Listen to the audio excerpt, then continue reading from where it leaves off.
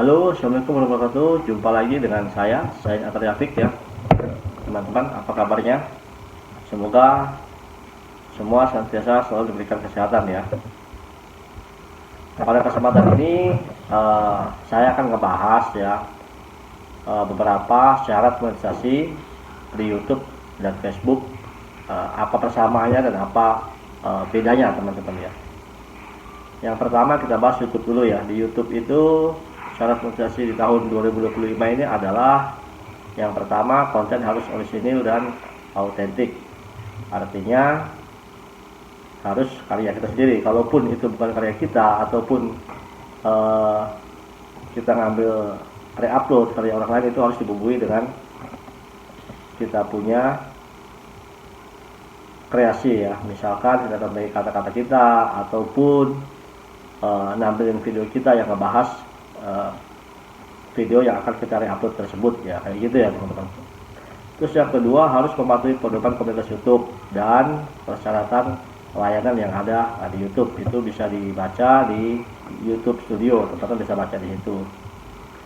Terus yang ketiga adalah tidak boleh mengandung konten berulang atau duplikat ya. Berulang atau duplikat artinya yang real berulang dan duplikat, artinya hanya teman-teman ambil dari karya orang lain langsung diupload di YouTube teman-teman, itu nggak boleh ya, kecuali yang sampaikan tadi dimodifikasi dulu, itu baru bisa ya. Yang keempat adalah tidak boleh melanggar hak cipta atau kebijakan program YouTube ya, tidak boleh melanggar hak cipta atau kebijakan program atau YouTube. Itu bisa juga dibaca di YouTube Studio. Contohnya adalah kita menggunakan mungkin karya orang lain seperti musik dan sebagainya yang secara ini ada hak ciptanya, itu nggak boleh dibuat untuk konten di YouTube. Setidaknya memiliki 500 subscribe dan 3000 jam tayang atau 1000 subscribe dan 4000 jam tayang dalam kurun 12 bulan terakhir atau 1 tahun ya. Terus yang terakhir adalah konten harus sesuai dengan kebijakan monetisasi YouTube dan tidak boleh mengandung konten yang tidak pantas atau melanggar hukum. Itu ya di YouTube. Contohnya misalkan konten kekerasan, seksual, intinya konten yang tidak melanggar hukum, kayak gitu ya teman-teman. Terus kalau untuk syarat monetisasi di Facebook Pro tahun 2025 itu apa?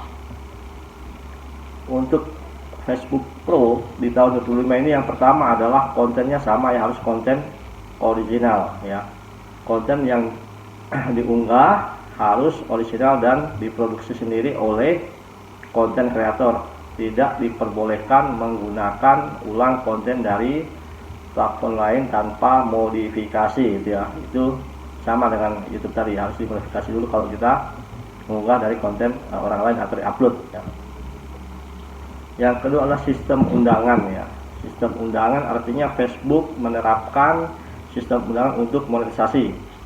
Konten kreator tidak lagi perlu mencapai target spesifik untuk dapat monetisasi akunnya. Undangan hanya dapat diberikan oleh pihak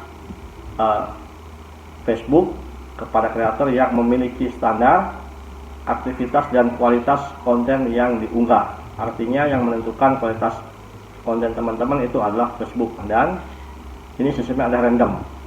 Random itu artinya teman-teman membuat berapapun viewsnya, itu tidak menjamin teman-teman akan diundang. Yang ketiga, konsisten dan aktivitas. Konsisten adalah kunci untuk mendapatkan undangan. Konten kreator harus mengunggah konten original secara konsisten dan memastikan akun tetap aktif. Jadi di Facebook itu teman-teman harus konsisten ngupload dan akunnya teman-teman harus tetap aktif. Artinya aktif itu ya aktif ngupload kayak gitu ya. Dan beraktivitas atau kalau bahasanya saat ini banyak digunakan itu adalah apa ya, saya sapa di Facebook kayak gitu. Fokus pada satu tema. Fokus pada satu tema itu ya. Konten kreator harus fokus pada satu tema atau niche yang spesifik untuk konten yang diunggah. Ini akan membantu membangun identitas atau branding yang kuat serta meningkatkan loyalitas audiens terhadap channel Anda, gitu ya teman-teman. Yang terakhir adalah kepatuhan terhadap kebijakan. Konten kreator harus mematuhi standar komunitas dan kebijakan monetisasi yang ditetapkan oleh Facebook. Hindari mengunggah konten yang melanggar hak cipta atau mengandung unsur dewasa atau berbau pornografi, kekerasan atau informasi palsu dan hoax. Itu sama ya. Artinya secara kebijakan ini poin terakhir juga sama dengan di YouTube tadi. Hoax ataupun kekerasan ataupun pornografi itu sama-sama tidak diperbolehkan atau bisa tapi tidak dimonetisasi kayak gitu ya. Nah, dari YouTube dan Facebook tadi ini poin pentingnya adalah menurut saya ya, ini ada di sistem undangan, karena saya sendiri seorang kreator dan teman-teman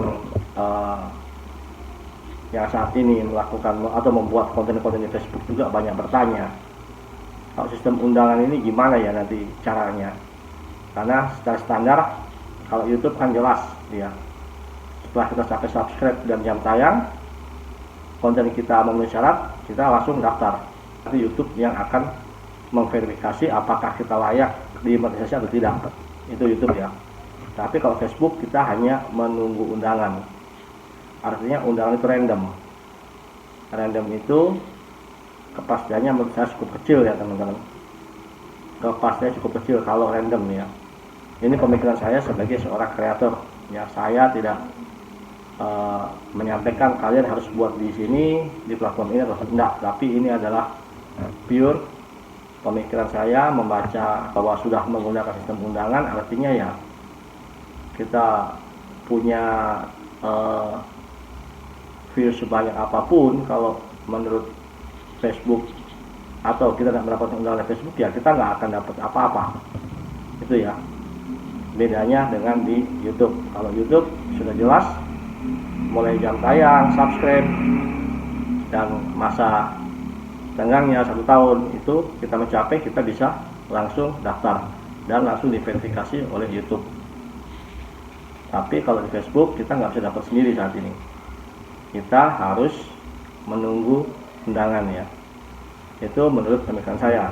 Itu kan teman, semoga video ini bermanfaat dan salam sukses, salam sehat selalu buat semua teman-teman kreator yang saat ini berjuang, baik yang sudah dimonetisasi atau yang belum.